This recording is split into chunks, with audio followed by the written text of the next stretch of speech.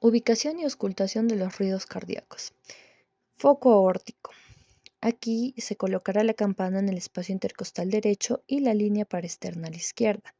El primer ruido será por el cierre de la válvula tricúspide y mitral y apertura de la válvula aórtica y pulmonar. Foco pulmonar. La campana se colocará en el espacio intercostal izquierdo y la línea parasternal izquierda. Aquí se dará el segundo ruido por el cierre de la válvula aórtica y mitral y apertura de la válvula tricúspide y mitral. Foco tricuspidio. Aquí vamos a colocar la campana en el espacio intercostal izquierdo y la línea parasternal izquierda. Se dará el tercer ruido por el llenado ventricular rápido. Es patológico cuando hay disfunción ventricular. Y foco mitral.